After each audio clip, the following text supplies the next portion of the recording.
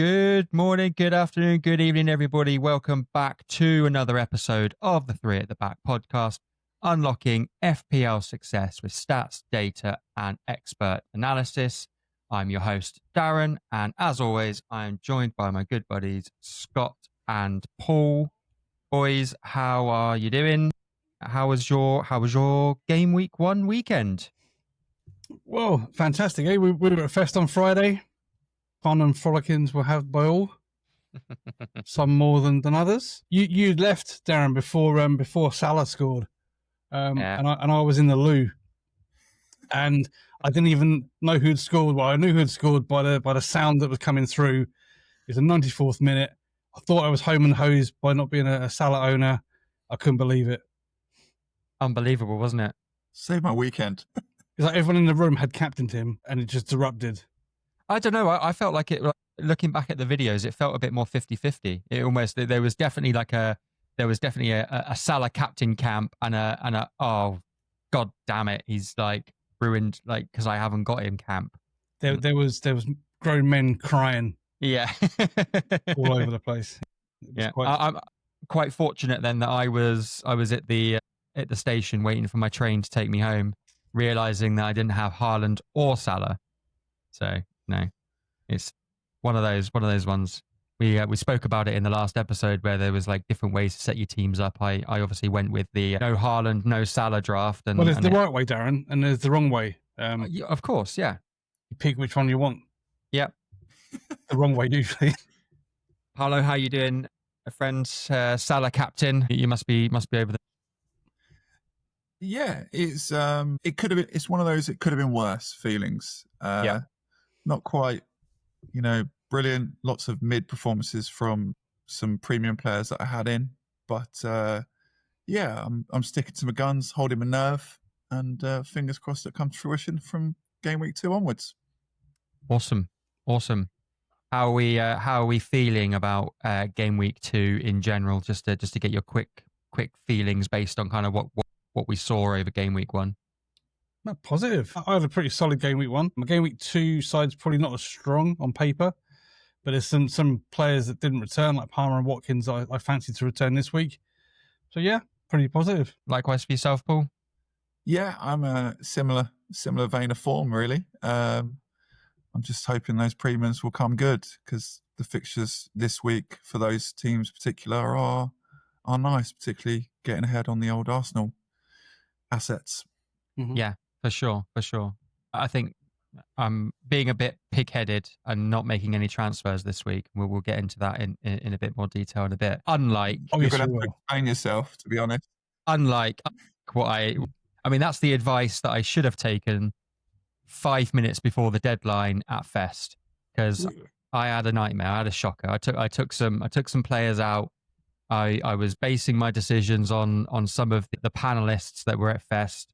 Yeah, some really well-established FPL content creators, and I'm putting no blame on them, of course, but I was very much influenced by some of the players and the arguments that they made for those players too. And I put them in, and almost every single player that I took out to get them into my team ended up returning, and I ended up with 5 blanks instead. Oof. Bit of a gutter for me, but I'm hoping that game week 2 it turns around, and I think that's the thing to say, isn't it? Is that this is game week 1 of 38, so it's not all done and dusted just yet. Yeah, I think it could have been the beer goggles, to be honest, Darren.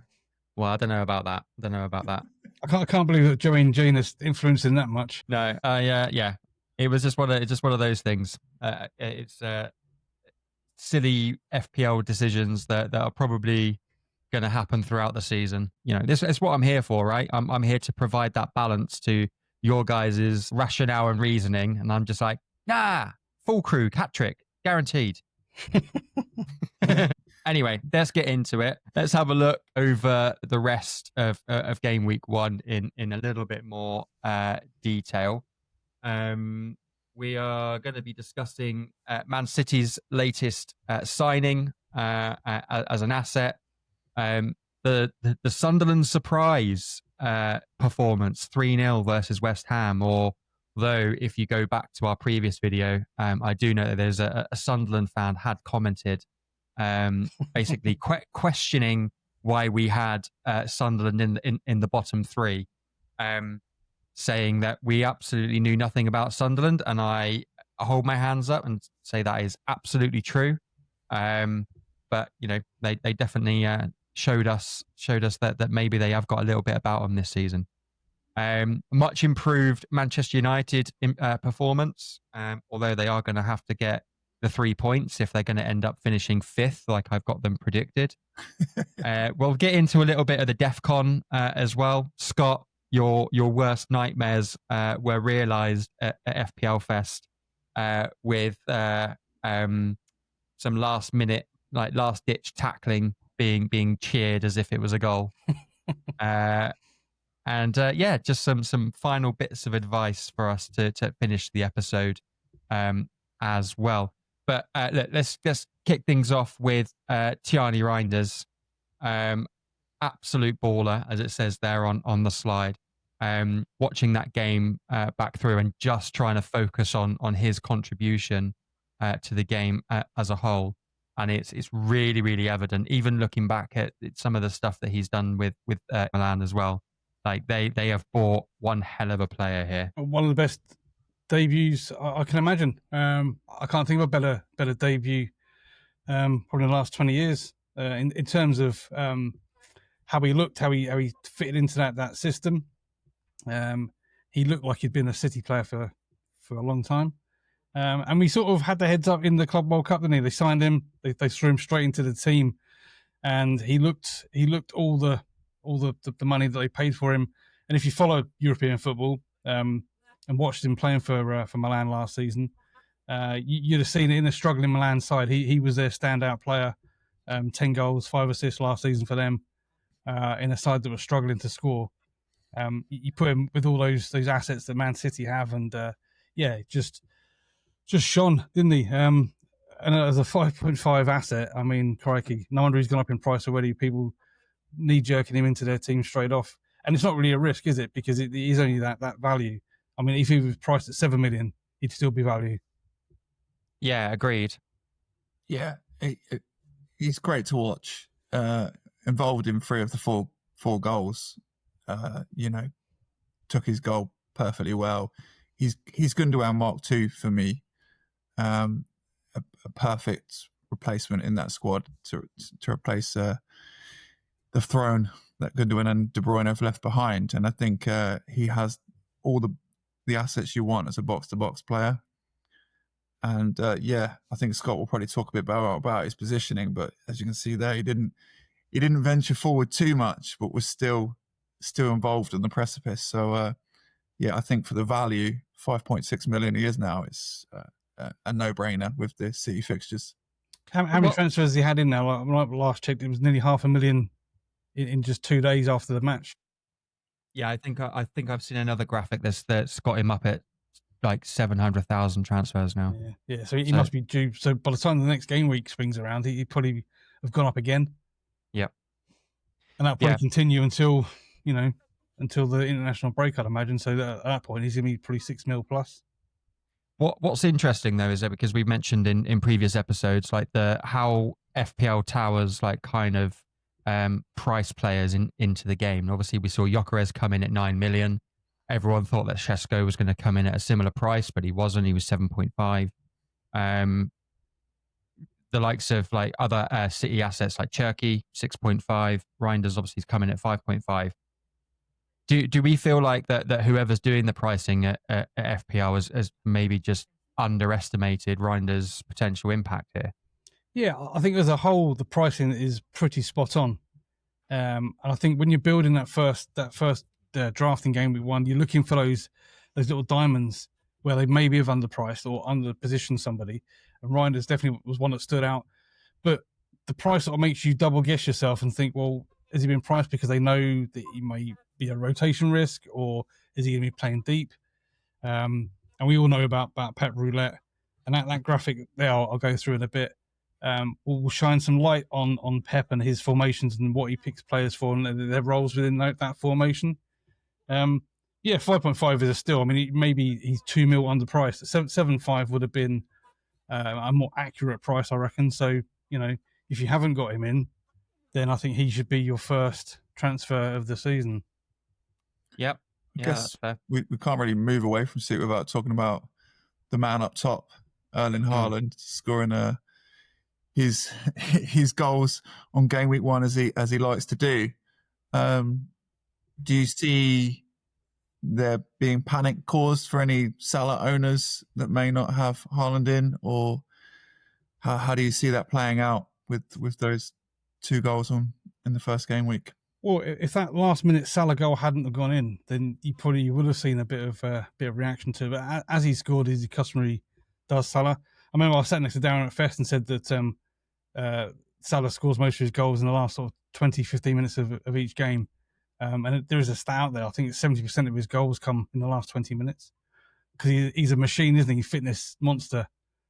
Keeps going when everyone else is dead. He's still going. So no, I think most engaged managers would have set out Salah for a stretch of games and will just be looking at the Salah situation, the Haaland situation with a bit of, what ifs. But, next week it could be Salah getting the double and Haaland blanking. You never know. That's the thing, isn't it? It's like it's so hard to predict like what is going to happen, particularly from those premium players. Like, we would have all kind of probably had similar conversations around Parma versus Palace, for example, or Saka versus Man United, or certainly looking at the form that Man United had throughout last season anyway.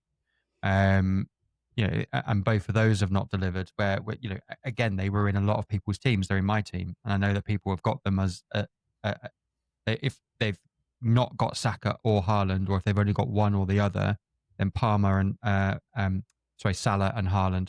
Then Palmer and Saka are the next 2 premiums that almost everyone seems to have, and they failed to deliver as well. So it's really tricky, isn't it, when those high priced like premium assets don't deliver, and then you've got someone like Reinders that's 5.5 million and he's absolutely balling.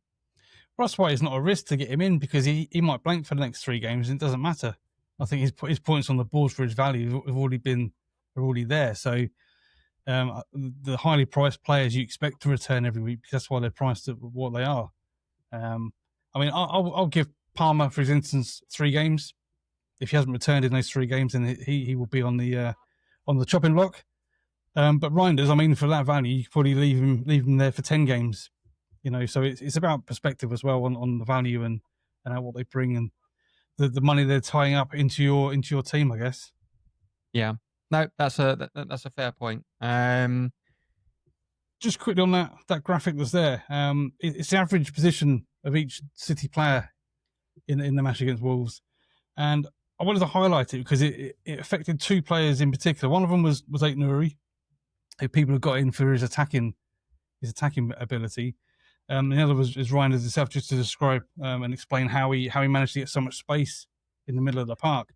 So when Pep sets up with 2 wide players up top, in this instance it was Doku and Bob were pushed wide and high up on the pitch. It means that the fullbacks sit and don't have license to create that width, because the width is created already for them. So in this instance, Rico Lewis was the guy that was inverting into midfield, so they had the extra body in there. And Ait-Nouri was dropping into a back 3. His attacking output was obviously affected, but he picked up the DEFCON points because he was there mopping up everything that Wolves just chucked at him. So he benefited playing in that system. And in the more attacking system, he'll benefit from that too. So he's a great asset. The only concern with him is that Vardiol was injured, could take minutes off him. But Vardiol is tailor-made for that role that the Ait-Nouri played against Wolves. Yeah, mopping up those. So he's a great asset himself. So on the graphic, Ait-Nouri is 21, bottom left, and Reinders is number 4. As you can see, he's pushed right up alongside Oscar Bob there. And basically, what it was with Rico Lewis inverting into that midfield role, it gave him the extra body in there, which allowed Reinders free space basically to bomb on and be that box crusher, the box-to-box guy, which is what, when you watch the game, is what you see him doing, starting moves, being an end of moves. Involved in everything. He won't always get that freedom, because when Pep does play with the free attackers and the fullbacks creating the width, the midfield will be a bit more condensed, and you won't have that license to get forward as much. So yeah, just a bit on the Pep roulette, what he picks, how he picks, and what he asks the players to do. So do you think that will change depending on who they play? Yeah, that's the only thing. You don't know who he does do that. He picks a formation and players against who they're facing, but you don't know what that is, do you? Whether he goes with the fullbacks against who. Yeah, exactly. Only Pep knows that. And then within that, the players can change as well. You know, so it won't always be Reinders in that box crushing. It could be Jersey, it could be Marmouche, it could be Bernardo Silva, Foden. I mean, it could be any one of them, really. Okay, I guess Marmouche missing was probably one of the biggest surprises. Well, I guess he plays, if Bob doesn't, Marmouche plays in that sort of more central 10 role alongside Foden, I'd imagine, and Haaland up top. I thought it was an interesting take on the tactical side of it, especially from an eight-Nuri point of view, because everyone brought him in for his attacking ability, and he goes and picks up the DEFCON points. There was lots of talk about Nori kind of inverting almost into that 10 space as well, wasn't there? So I think there's that would lead me to believe like that's why people brought Nori in, because of they're thinking that, you know, okay, we've got a left back here that's going to be moving into that 10 space that might be delivering that final ball to Haaland or Doku or whatever. But again, whoever he asked to invert on whether it's Rico Lewis or Aitner is all based on who they're playing and where he sees the threats. So obviously he saw the Wolves' right hand side being more of a threat, which is why Aitner was asked to sit deep, and Rico Lewis was the one that asked to invert. So it's all who they play dependent. But if you replace Aitner, Rico Lewis's position for other games, I mean, I think it bodes well if you have him in your team. So we're looking out for teams that potentially have stronger left-hand sides, which then gives Aitnori the freedom to attack the opposition. According to Pep. Yeah. Fair enough. Well, let's put it out there then, and if it comes true, then we can point to Scott as being the tactical genius that's unlocked FPL cheat codes. Well, there's a site I follow called City Extra, and they basically the whole site based on trying to predict Man City lineups, and they get it about 8 out of 10 right. So even they who follow City like religiously still don't get it at 100%. That's absolutely wild, though, isn't it? That there is a whole website out there designed to track Pep Roulette. Yeah. That's crazy. Yeah, it's a real thing. Yeah, fair enough. Moving on, talking about tactical surprises, Sunderland, newly promoted side. I mean, you could argue that it was a West Ham poor performance. Although looking at the game, I don't think it was that bad. I just think that Sunderland were that much better, and they looked really, really good value for that 3-0 win as well. They were clinical. I wouldn't say there was anything between the two sides. You look at the figures. The XG figure, Sunderland had an XG of less than 1 and scored 3 times. I mean, I drafted in, you talking about you making last minute changes to your team. The last minute change I made was to ditch Petrovic and got in Hermansson. Oh no. The new West Ham, because I had vibes that he was going to start, and I thought, well, let's get him in. Sunderland first up. What could happen? Wow. And he had an absolute. So we're about Reinders having a debut to remember. He had a debut to absolutely forget. He had an absolute shocker. Yeah, he didn't look at all comfortable in that goal. And whether that's debut nerves, whether that's just not adjusting to the Premier League or whatever, or maybe he's just not going to be cut out for the league, and it's going to turn out to be a bad play behind that West Ham backline. Well, yeah. I was going to say it could also be lack of confidence in the people that are in front of you as well. Well, to be fair to him, he'd only been in the club, I think, 2 days. He's probably still learning their names on the pitch. Crazy. Yeah, it was a shock. I mean, he had a half-decent season last year for Leicester, which is the reason why I'm assuming they bought him. But if you remember Leicester from last year, they conceded so many goals, didn't they? So confidence may be a bit low. It certainly looked that way. So I've ditched him myself for this week. Yeah. It wasn't a great debut. That's for certain. I will say, like, there is one moment I'd like to highlight in that game, and actually, it's probably how FPL works in a microcosm. So I brought in Malik Diouf and Nicholas Füllkrug right at the death of the deadline at Fest on Friday. I say right at the death; I was maybe about 10 minutes out, but I brought them in, and there was just that they both blanked, mind. But there was a moment in the game where the ball was played into Füllkrug. He's backheeled it off, and then Malik Diouf has just hit an absolute rocket, and it's just gone the wrong side of the post. And I look at that moment, and I go, "Well, that's an assist and a goal for two players that I brought in." That's FPL for you. Yeah, but actually, it's turned out that both players have blanked, and in just that one moment as well. Mhm. It's just crazy how it works out. I will say though that DEFCON points probably did save me a little bit in the end, because Diouf still ended up with 2 solid points, even though he conceded 3 goals, which in previous years that would be he would have been zeroed out for sure. But his performance was quite encouraging, wasn't it? I know West Ham did concede 3 goals, but they won't on another day they don't concede 3. His performance looked good, very attacking, as we knew. Like you say, he could have scored. He had a couple of chances created as well. So if you got him in your team, I'll be quite encouraged going forward. Although I definitely would keep him for sure. yeah, for sure. Although that Sunderland game was their best chance of returns on paper. I mean, yeah, I mean, we say that as a newly promoted side, but again, taking away from game week 1, actually now we should probably start looking at teams to target really early on, and the teams that didn't perform very well at all. Brentford would definitely be there, as we have been saying all preseason. Everton really surprised me, actually, quite very poor performance from their side. Villa and Newcastle ended up being a bit of a turgid game as well, didn't it? 0-0 in the end.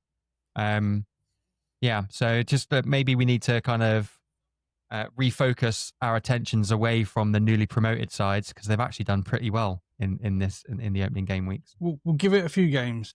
Yes. Yeah. I'd like to give them like 3 games, settle in, and then we'll reassess after game week 3, I guess. Yeah, for sure. Well, Ballard obviously had the dream game week, right? Goal, wow. Yeah.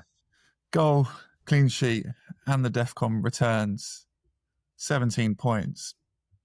Being the highest game week 1 defender ever. Actually, that has just reminded me. Actually, because I said about the Füllkrug Diouf moment. It didn't miss the target, did he? It was Ballard cleared it off the line. Mm-hmm. He slid in behind. Yeah, just remembered. God, what a boy! What a game for him. Triple captain by three managers as well. Jesus Christ! he's the 5th most transferred in player for this week. No surprises. Getting into the game of the weekend, or certainly the from a rivalry perspective, anyway, the big game, you could say, Super Sunday, Manchester United versus Arsenal. Paulo got away with it with the skinnier teeth, I reckon. Again, looking at that game, Manchester United much improved, almost dominant in that game, but much as was the case last season, they just could not put the ball in the back of the net, and that's what's cost them in the end. Your thoughts overall on the game, Arsenal's performance, Man United's performance? What can you see from Arsenal going forward, and especially, again, playing one of those newly promoted sides in game week 2? To be fair, Arsenal were pretty dreadful. Didn't really get out of gear 1, and I think credit has to go to Man United for that. Man United looked fairly cohesive. The new boys, Cunha and Mbeumo, were very lively. I think they had 0.4 XG each, so they were getting in good positions. Raya had 7 saves. He had the most saves over the weekend of any goalkeeper. So, it was not a nice watch from an Arsenal perspective, but again, the 3 points, I guess, is key at this point of the season. So I'll take it, and I would expect an improved performance. Now we're going to be at home against Leeds. But yeah, Bit of controversy surrounding Andre Onana's omission from the squad. Amorim claiming that he was injured, and then a social media post from Onana himself showing him in the gym. Again, is not going to go down well from a communications perspective. But the stand-in keeper didn't have much of a good time either. That Calafiori goal was comical in many ways, really, wasn't it? first corner of the season. Arsenal. So yeah, start as you mean to go on. Yeah, just I think we tried something different. We had 3 runners from outside the box, so it was a different routine that we've seen before. And clearly, yeah, Saliba was there to crowd the box and try and get in front of the goalkeeper, which he managed to successfully do. And then yeah, he left a big man like Calafiori at the back stick all on his own. And yeah, I think Raya again had an example of in the second half where Man United tried to do the same thing and he was strong and punched it out. So although I'm down for protecting goalkeepers, I think Buendia had to be stronger. Yeah, he just kind of flapped it a little bit as well, didn't he? That ball came in under the bar from Rice, and he just flapped at it, and it wasn't a punch, it wasn't a catch attempt, it was just a kind of I need to get it away somewhere, and it literally just went pretty much straight over the top of his head and straight onto Calafiori. Poor attempt, I would say, from a United still linked for a new keeper. There were a little sniffs that Donnarumma might be on his way there. I heard tenuous links to a return for De Gea the other day. From what I've heard in the social media sphere is that he wants a new goalkeeper. Amorim wants a new goalkeeper, but Man United are not interested in bringing someone in. So is that because they've just spent north of £200 million on fixing the other end of the pitch? Quite possibly. And they're struggling to get rid of their assets, right? Yeah, exactly. The guys that are on good money. They need to offload first. Yeah. Maybe once they're gone, you never know.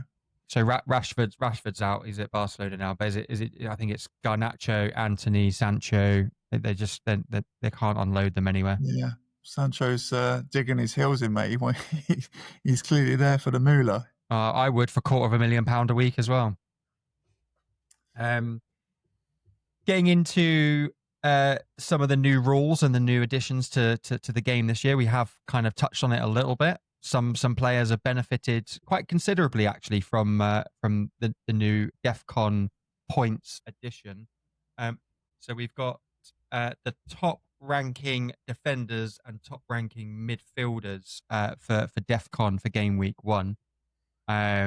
We went through this pre-recording. We've actually worked out that it's Spurs, West Ham and Fulham were the only teams across the entire weekend that did not have anyone picking up the additional points.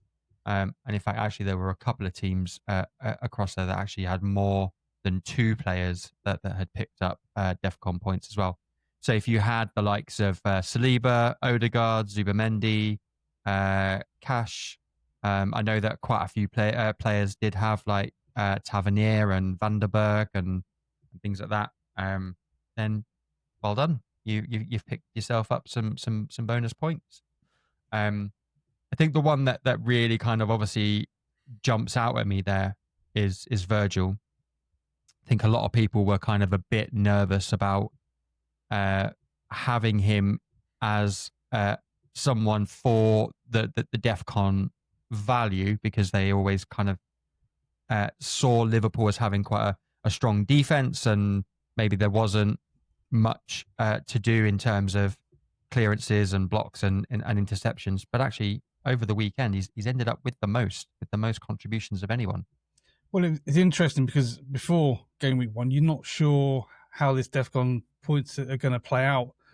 So watching a handful of live games and then having the results afterwards is interesting, because a lot of the big scores came from that one match that we watched at Fest, the Liverpool-Bournemouth game. And it was like a basketball game, wasn't it? It was end-to-end. Both sides were attacking and defending in equal measure. which is how Virgil picked up his huge haul alongside Tavernier and Senesi as well for Bournemouth. So from a learning perspective, that sort of game will be suited to DEFCON points. And if Liverpool carry on playing open, which I'm sure they will, then Virgil will mop them up, which makes him a fantastic asset. Just if they've got to be sure at the back, and they still play open and expansive, but hopefully keep up some clean sheets in the process, because he's always good for a handful of goals as well at the other end. But yeah, interesting stats. Again, we'll probably come back to this in a couple of weeks, once we have a few more weeks to add to it, and a sort of clearer picture of who is good for it and which teams are good for it, sort of moving forward. I guess one game this weekend that might be a bit of a ding dong back and forth will maybe be Spurs and City. So they could be good assets for the DEFCON points this weekend for sure. I'm definitely not ditching Pap Sarr in my starting 11, I don't think, for this week. Well, I've got Porro in my team, and I was sort of half debating whether to start him or bench him, but I think I'll play him, just in the hope that he does pick up those 2 bonus points. So I can't see Spurs keeping a clean sheet against City. I guess the positive with Porro over the other defenders for Tottenham is he will take set pieces as well. So you've got that attacking threat alongside. Yeah. Whereas for me, the likes of Van der Ven, I'm probably going to take him out because the clean sheet is almost certainly not going to be there. Sure. I think that's the interesting thing, isn't it, about DEFCON, the edition this year, is because previously, and actually I've very much been in that traditionalist kind of mindset and haven't played to the advantage of DEFCON this week, because my immediate thoughts were, okay, get Van der Ven on the bench. But actually, if City are going to pile on pressure, and if Spurs are going to come away from the game with absolutely anything, even if it is a 0-0 draw, then Van der Ven is going to benefit from that massively. Even if it does result in a City win, and it's a dominant performance. Maybe let's say it's a 2-0 City win, but they've been absolutely peppering Spurs for like 94 minutes. Then Van der Ven surely is likely he's going to get those 10 contributions that you need for those 2 bonus points. Well, it's 2 points, which is almost an assist. Yeah. So if you knew he was good in attacking sense for an assist, you'd play him every week, wouldn't you? Yeah. Do we know if DEFCON has an influence on the bonus point system as a whole? It does, because obviously it's game dependent, isn't it? So if you have more involvement in the game, then your BPS will be higher as a result of that. So yeah, it has quite a significant effect on it. So in that scenario, you could have Van der Ven like literally mopping everything up, even if City, as I say, do win. But if City are dominant and they're peppering for 90 minutes, then Van der Ven's like tackles, interceptions, he's doing the clearances. Not only is he getting his DEFCON points up, he's then getting potentially he's being entered into the DPS conversation as well. I think that works for a defender if the score maybe finishes 1-0. Cool. If it's any more than that, because they get minus points on the BPS for conceding goals. So yeah, if they lose 1-0 in that scenario, then possibly you pick up bonus points. But yeah, any more than that, I can't see that happening. Okay, fair enough. Cool. Any more thoughts on DEFCON, and any players there that we should be looking at and highlighting? The only one I wanted to pick up was Bruno Fernandes in that Arsenal match. All the talk he was going to be playing a lot deeper this season, his new role, which he was playing deeper. And I watched him closely in that game because I've got half an eye on bringing him in next week. I thought he had a good game. He controlled it. Was getting forward as well, created chances. And he hit 11. Missed out one on the threshold. And I thought, well, he will be an asset. At £9 million, he has everything in his game. And if he does score consistent DEFCON points, then I think that 9 million will be value. Yeah, interesting. I think actually looking at that and I don't know if that is a typo on the graphic or not, but you've got Brighton midfielder Vifer there, but it's saying that he played at right back. He did play at right back. Yeah. Okay. Yeah. So no typo. He played at right back. Okay. So I mean, that could is that. Do we think that that's going to be a long-term thing? Is that covering an injury?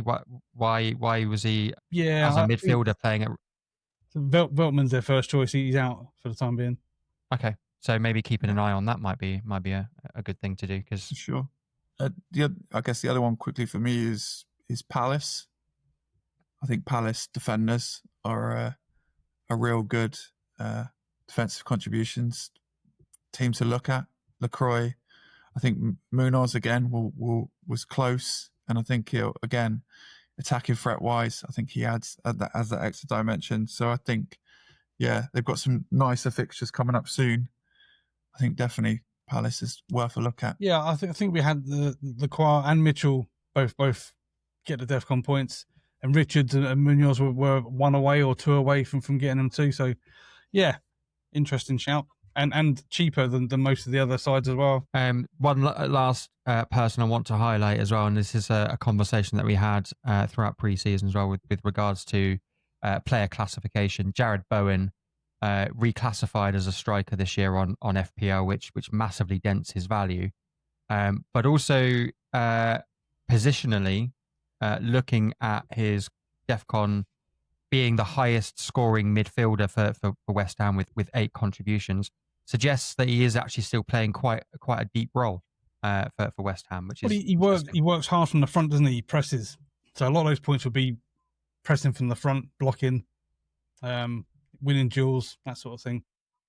I think the negative there is that there's no other midfielders that are close to Bowen's points, which is probably a bad thing when Bowen is classed as a striker this year. It is bad. I mean, I watched the Everton game as well last night, and I was watching in Jai tracing back. I mean, he was dropping back into like a left back position at times, and it's not where you want to see your strikers. But Moyes obviously demands that they work, and Bowen's very similar. Will drop in. He'll pick up a few contributions from time to time. Yeah, like Paul says, filling in for that non-existent midfield that West Ham seemingly have. Fair point. Okay, well let's get into some game week 2 conversations. We've got our, I guess, are we going to continue calling them drafts? Are these our final game week 2 considerations? What's the deal here? Oh, actually, sorry, we're going to talk about top transfers in and out first. Yeah, obviously it's going to link into our teams. Yeah. So yeah, as we mentioned earlier, Tiani Reinders up to 767,000 transfers now. Semenyo 500,000, Ekatike touching on 500,000, Chris Wood 400,000, and yeah, as you said, Dan Ballard, the 5th most transferred in player. Most transferred out. No surprise to see Gavardiol and Isak there. In fact, if you are a player that had Isak in your game week 1 team in the first place, are you living under a rock? What is going on? My hope is that they are the only 300,000 players that actually had him in the first place. Bit of a surprise to see Florian Wirtz there, though, the top transferred out player. I thought he had a decent game against Bournemouth. Well, that's what we spoke about when it off camera. I mean, he is the most transferred out. Hard to imagine. I mean, the only thing I can think of on his performance, I thought he played very well. But from an FPL perspective, I guess he could be the guy that sets the guy up. Who sets the guy up to score? He could be just that not the assist guy, and he doesn't really get into the box to finish him off either. Which would be my concern if I had him in my team. There were definitely moments where you just wanted that final killer ball from him, and it either didn't quite make it to who he was aiming for, or you're absolutely right. He opted for the 5-yarder rather than the 7 or 8 in bit of a penetrating ball into the box kind of thing. I think I'm going to stick with him for another week and just see what happens. But yeah, your Cody Gakpo last minute switch from Wirtz to Gakpo was inspired, Scotty. And well, it was born out of wanting Pedro Porro in my team. I watched the Spurs. Just to rub it in even more. Didn't even want him. It was a Super Cup game, and I watched Porro, and I was like, do you know what? He's everywhere, taking every set piece and getting forward. And Maddison's injury means he's going to be on corners and free kicks and that. So I needed £1 million to get him in. And I looked across my midfield, and I thought, well, Gakpo is guaranteed to start for the time being. That left-hand side is unchallenged. I wasn't sure on Wirtz anyway, just adapting to the Premier League, and that just sort of made sense. Nice. Well, it was inspired, and I wish I'd followed it on the night. I wish that was one of my panicked transfers. The one that jumps out to me is João Pedro. You know, he was the most highest owned striker in the game, and to be transferred out, to be the 5th highest transfer out after one game week, just seems very. He was snuffed out, though, wasn't he? He was, but you know, you can't go from scoring all those goals in friendlies, being everybody wants it, one bad game. Now all of a sudden he's useless. It's very, very knee jerk. I did see Sky Sports jumping all over Gyökeres on Sunday evening as well. They were absolutely. They had Dan Sturridge and Micah Richards and Roy Keane all absolutely laying into him, saying he didn't look sharp. He looked off the pace. He didn't look like he was, gonna cut it. Like, talking about like the quality of the Portuguese league, and he's basically a championship player and everything else. I was like, guys, seriously, the dude's had like 61 minutes on the pitch, and you're absolutely tearing him apart. Come on. But similar sort of vibes, really, isn't it? Like you don't go from having an absolutely stunning summer and scoring all those goals, and then having just one bad game to it just doesn't make a lot of sense. It is very knee jerk. This is the thing; it's like first impressions, isn't it? Now everyone's raving about Reinders because his first game has been fantastic. Now he has brought a bit of grace. He might blank for 5 games and people will still remember game week 1. Gyökeres can go and score in 5 games now, and people will still remember game week 1. Yeah, it's mad, isn't it? It is mad how that happens. Or it'll be a case of like, I mean, and we've been guilty of this in ourselves as well, where like a player has scored a bulk of their goals in the first half of the season, but they've had a bad second half of the season, and we just write them off as assets. But actually, they're still bloody brilliant players. It's just that the timing of their contributions was just a bit all over the place. It come in a spurt rather than consistent over the year. Okay. Any players on that list that you guys are targeting or thinking about bringing in? I know that we've kind of had a pre-record discussion. I think we're all rolling our transfers this week, aren't we? Yeah, we are. The only one I would be paying attention to is probably Semenya. Agreed. He just looks like a real baller. So. Great player and a brilliant performance on Friday night. That second goal especially, absolutely stunning. I think it was a 50, 60-yard run. And the thing as well was like that he had the 2 men over as well. He had the 2 men over free, could have just slotted a nice little 5-yard pass for someone, but took the shot on from a difficult position and still buried it. So. Well, if you remember Semenya from last season, he had more shots than anyone. He did. It's just, and we said it time and time again, if he could just improve that end product, that finishing, just calm down a little bit, he would be a fantastic footballer because he has everything else. Yeah, well, I mean, that second goal was composure personified in many ways. Like you say, to have those 2 men over as a free option and still take the shot on yourself and back yourself to score it. Yeah. Let's have a little look, see what Semenyo does in game week 2. Maybe he is my game week 3 transfer. Who knows? Scott, let's get into your game week 2 team. Some little discussion points for yourself. We've got Hermansson here as your starting goalkeeper. I'm assuming that's not going to be the case. No, I'm going to bring Dubravka in. The fixture against Sunderland. I think Burnley did all right against Spurs, actually. We didn't really touch on their game. They were a little unlucky not to score. 2 wonderful finishes from Richarlison. I think overall Burnley, they look half decent. So, yeah, Dubravka will come in, as will Dorgu. Dorgo, I thought, had a fantastic game against Arsenal. I was loving the positions he was getting in. Against weaker opposition, he's going to get some serious attacking points. Hit the post as well. Hit the woodwork. And he was the furthest man forward on a lot of the moves as well, which I was highly encouraged with. He's been doing it all pre-season too, so it wasn't just a one-off game for him. It's just who I dropped from that starting lineup. Like I said about Porro, maybe, or the Brighton lad. Brighton didn't look too sharp in their game, so maybe he drops out for Dorgu. And then my only decision is: do I play Steve? Does he come in for Porro and double up on that Burnley defence? I'm not sure. Burnley were that impressive to go double up on them. It's very bold. Very, very bold indeed. Very bold indeed. But then so's triple captaining Dan Ballard. So these players sometimes they work out. Sometimes, and then the other decision is just who the captain. I was determined to get Saka in to this team, to captain him for this game specifically. But after the weekend matches, with City looking good and Leeds looking good, and Arsenal looking a little off it, I'm not 100% sure. I mean, Haaland is the obvious go-to. So for now, it's on him, but it could be Saka come Saturday. And just to clear up any miscommunication on the graphic side of things, that is not a triple captain. It's just a standard. Actually, bog standard. Yeah. That's a bog standard captain as well, because on the app, the triple captain looks exactly like that. Okay, cool.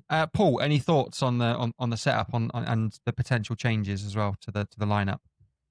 Again, I think it makes sense. The one thing I guess I'd call out to anyone who's looking at their teams for game week 2 is not to panic, not to make 5 changes 10 minutes before the deadline, or do anything crazy, because I think you've got to be confident that the team you picked for game week 1, there's a reason you picked that, and most people outside of that one guy at FPL Fest who picked 3 Tottenham defenders in his game week 1 team. Mm-hmm.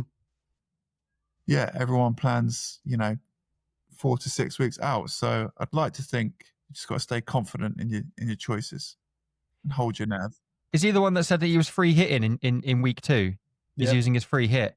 Yeah. Jesus Christ. Free hitting the Spurs defenders out against City. I mean, it's ballsy. It worked. Yeah. Okay, cool. Yeah, no further notes from myself. I think the only thing that I would pick up on is a bit disappointed to see. Maybe this was always on the cards and I just didn't pay attention, but De Kuiper is not going to be the penalty taker at Brighton. O'Reilly is on pretty much everything, which probably was always the case. But I think when you bring in someone with his penalty taking record, there's definitely opportunity there. Like, should O'Reilly not be on the pitch and De Kuiper is, then maybe he's the next man up. I don't know, but a penalty taking defender is a very rare thing. So worth keeping in your squad nonetheless. Nice. So scored 51 points in game week 1, which was above the average. I think it was just above. Yeah, just below the average. Just below the average for a change. Van der Ven instead of Porro. Yeah. I'm seeing Milenkovic is there, Kelleher, Malik Diouf. You're going with Salah as captain. Yeah, this is obviously my team from game week 1. So yeah, I think I got let down by my Arsenal picks and Ollie Watkins mainly. One return from them and it would have been a much better week. So I'm just taking solace from that. I think starting 11 wise, again, I've got that Petrovic Kelleher swap over, which again I'll be doing week in, week out by the looks of it based on the fixtures. I'm happy to have those Arsenal assets for the Leeds game. I'm hoping it's just a 1 week blip of performance and Arteta's got them on the training ground doing transition drills in prep for the low block from Leeds. And then again, same with Watkins. Try not to panic. Villa were pretty bad. But again, Brentford conceded, I think, the most chances over the weekend. So hopefully Watkins will be licking his lips and prepared for this weekend. So yeah, for captain picks, I'm looking at the likes of Saka or Palmer against West Ham. And again, yeah, I'll probably just roll my transfers. No real plans to bring anybody in just yet. Fair enough. Scott, any thoughts on that lineup? There is a few players there that either are the same as yours or at least mimic yours in terms of the fixtures. I was just going to mention the Watkins, the Villa performance. They're very flat, weren't they? I put out a tweet at half time that they had a 0 XG and they only had one shot in that entire game on target. And that was Watkins. But lots of managers went in with Watkins, Rodgers double up on the Villa attack. And for whatever reason, they were just very flat. Maybe slightly undercooked game week 1. A lot of teams looked a bit off it, Everton being one of them. I'm sure they'll bounce back, and this game's perfect. Brentford looked terrible, didn't they? As expected. So I expect Watkins to return in this game. Fair enough. Yeah. You mentioned Everton there as well. They were also the other team across the weekends to go in at the halftime break with an XG of 0 as well. So not good from either of those sides. Thoughts on Gyökeres being hooked at 59 minutes rather than 60? Well, I was just going to say, Paul just mentioned the low block Leeds are going to play. I'm not sure Leeds will play a low block. I think they'll come out and try and go a bit toe-to-toe, and it could play into someone like Gyökeres' hands with spacing behind if that's the case. He did look a little off the pace. Arsenal, as Paul mentioned, did look as a team that was slightly off it. He particularly, his touch was heavy, wasn't it? A couple of times his touch let him down. Maybe a bit of nerves, maybe a bit of, quite sharp, but he hasn't been there too long. Let's not forget he hasn't been in the door that long. But I think if Leeds come out and try and go toe-to-toe, you could pick him off. Yep. Well, fingers crossed. Fingers crossed indeed, yeah. Got the Saka Gyökeres double up for a reason, and I'm hoping that it pays off this week. All right, cool. Get into your one, mate. Mine, yes, indeed. Explain this. This is the real episode here, right here. So I'm sticking with Matt Sells in goal. I've got Malik Diouf, Milenkovic, Kerkez, and Van der Ven across my back 4. Again, hoping that Kerkez makes it just 30 seconds more. That's all I want, Slot. Just 30 seconds more. So he hooked him and Frimpong, the 2 fullbacks, at 59. Yeah. 59 minutes and 30 seconds. Yeah, I mean, gutted. I mean, there would be managers out there that doubled up on those 2 as well. Yep. Yep. What were the reasons? We watched the game. What were Slot's reasons, do you think, for doing that? I personally don't really know, and the issue that it created was that was immediately Bournemouth ended up scoring their goal from. Because wasn't it 2-0 at the time? Yes, it was 2-0 Liverpool at the time. So if he survives another 30 seconds, he banks the clean sheet. Yep. And the appearance points. And the appearance points as well. Yeah. It really, really frustrated me. Not to rub it in, but no, that was the case. Because we were watching that we were watching that game, and we saw the subs warming up on the sideline, and we saw the clock, and we were like, please keep the ball in, please. We were just actually getting to so granular in terms of like what we're celebrating and what we're not in terms of like. That's a big thing, isn't it? I mean, the point swing there, that's a 6 point swing. 6 point swing. Seconds. Yeah, it's huge. Yeah. Massive. So yeah, I'm hoping that he plays a bit more than 59 minutes and 30 seconds and has a slightly better game against Newcastle. On a more serious note, is that a concern for Kerkez and Frimpong going forward that Slot's prepared to hook them in a game that they seemingly had control over, hook them early? I mean, I know he's done it before with players, and Pep's one for doing it too. But if I was a Kerkez or Frimpong at home, I'll be quite concerned about them going forward. Well, my only hope in that is that it's a lesson learned, because as I just explained, like Kerkez and Frimpong come off at 59 minutes. Bournemouth then score, I think, in like the 62nd or 63rd minute, just literally no more than a couple of minutes afterwards, and the attack immediately came down that right hand side.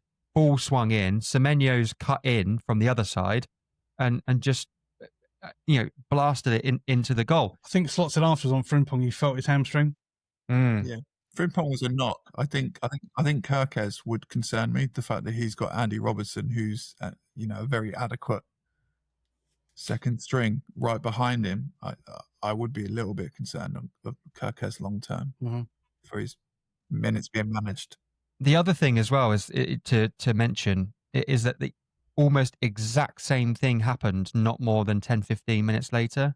I failed to remember the two players that he brought off. Maybe I know that McAllister was one of them, but it was two central players that he took out and he replaced them with two central players again.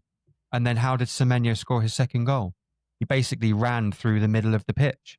So it was really interesting to watch that happen, like play out in real time. Both fullbacks come off, and that's immediately where they're vulnerable, and that's what Bournemouth took advantage of. And then you take your two central players out, basically gutting the spine of the team, and that's how Semenyo scored his second goal. I think it actually even was a counter attack from a Liverpool corner as well. So it was just really, really interesting to watch that play out, and hopefully it's a lesson learned, and Kirkes remains on the pitch for a longer period of time, and Slot understands that if he removes Kirkes, then that they're immediately going to be vulnerable on that left hand side. I'm sticking with Wirtz. I am going to switch captain though. I'm going to captain Ekatike instead of Wirtz. Mightily impressed with his Community Shield performance and his debut against Bournemouth. And then I've got that Palmer Saka double up in the middle. And if West Ham are as poor as they were in game week 1, and Arsenal are as good as we hope that they will be against the newly promoted side, that should pay off quite nicely. And my one highlight from those 5 panicked changes after speaking with Sam, aka All right, FPL I family. see. She's getting the blame. Oh no! I don't blame anyone for my own decisions. It was just this was a specific conversation that we had. She actually agreed with me then and said that she felt that could play that number 9 role. Looking at his average position in the first game, it looks as though he's definitely in around that 9, 10, false 9 kind of role. He's definitely a lot more central than he was last season. So in the absence of Brighton buying a striker late in the window, I can see Rutter playing that more central role consistently throughout the season. Yeah, he looked good. He won the penalty. Yep. Probably could have got up and taken it as well. Yes. Gutting. Yeah, that'd been lovely. Assist your own. Do you get that? You don't get that, do you? If you assist your own penalty, you don't get both. No. Yeah, no, you don't get both. No. You should. You should do. Matt O'Reilly scoring the penalty in the game. A player that me and Paul have spoke about last season. Injury hit season last year. Could be interesting. Cheap price. If he's on penalties, playing that number 10 role, and the Brighton side's going to score goals, so he could be interesting as well. Did I see that he was taking the corners as well? Yeah, he's a good player. He's a class player, and if he can stay injury free, you remember was it him that got injured in the very first game of last season? Yeah, correct. Yeah, missed a large chunk of it because of that. If he stays injury free, he could be someone to keep your eye on as well, Darren. He was one that you were bigging up quite a lot in the preseason last year as well, because you were talking about him and Tyler Dibbling quite consistently, weren't you, through preseason last year? Well, O'Reilly came down from Celtic, and he was basically the best player in Scotland. He's Danish, Yeah, I believe. Yeah, Danish international, playing for Celtic, ripping the Scottish League up. Come down, had a really good preseason last year. Got injured in about the 10th minute of the first game of the season, and we didn't see him for about sort of 6 months. But yeah, like I say, he is a proper player, probably forgotten as well. So if he's going to hold down that 10 role and be on penalties, that Brighton side's going to score for fun, then definitely on the radar. Fair enough. Yeah. And my bench as it currently stands is Pickford, De Kuyper, Paqueta, and Fulkrug. So I have a question for you in your last minute panic transfers. craziness. Yes, In our predictions episode, you predicted West Ham to go down, I did. and then you've gone triple up on I them have. in game week 1. So just explain that for us. Square it off. My thoughts and feelings were very much that it was going to be a one hit against Sunderland. I was playing bench boost game week 1. I just felt like it was a target the newly promoted side, and then I'll deal with the consequences afterwards. Knowing that West Ham's fixtures going forward are not that favourable, and actually I wasn't really expecting much from West Ham throughout the rest of the season. So these assets weren't going to be hanging around for very long. Although actually Malik Diouf might be in my team a little bit longer, but the likes of Paqueta and Füllkrug will probably be amongst the first on the chopping block when I do decide to pull the trigger on transfers. And I'll need to look at other options for midfield and up top. Well, just giving you O'Reilly as a solid option, but yeah, I mean, so are you planning on an early wildcard to do this in one hit, or will you use transfers to? My initial tactic was always going to be wildcard, probably around 5 or 6. So I may use like 3-4 transfers throughout those weeks to maybe get like target individual fixtures throughout that. But no, yeah, my plan was always get beyond the international break, get to game week 5 or 6, see where what's the data telling us, like who are the ones that are taking their opportunities, who's matching their XG, who's in there with the clearances, blocks, and interceptions. And it's almost like I was going to wildcard 5-6, get it done early, hopefully build a team then that will see me through for the next sort of 10-11 weeks, because then we get that wild card back in game week 19. So you bench boosted in one, and how many points did that get you? It earned me 6 whole points, okay. which is probably the worst bench boost performance I've had since it became a chip. So my usage of bench boost, I mean, actually the last 3 seasons I've used it in game week 1. This is the first time that it's actually properly let me down, if I'm honest. And through no fault of my own, because I had Papsar on the bench, and I had the likes of Tarkowski in my team, who picked up DEFCON points. I had the likes of Brennan Johnson, who scored. So it's just one of those, like, it's just one of those things. I made some panic decisions, and it didn't work out for me. So it's what it is. We move on. We move on. We move on. And on. The great thing about football, isn't it? There's always the next game coming. Right, exactly. And you always hope that you're going to be able to do better than the week that you did beforehand. So fingers crossed. So yeah, for me personally, I'm hoping Sells against Brentford, clean sheet. Diouf against Chelsea, an attacking return. Milenkovic against Palace, an attacking return would be lovely. And a 4-1 defeat. Sure. Kirkes to play more than 59 minutes and 30 seconds would be lovely. Van der Ven to be absolutely peppered for 90 minutes and picks up 20,000 DEFCON points and BPS. And the list goes on. But yeah, that's where I'm at. That's where I'm at.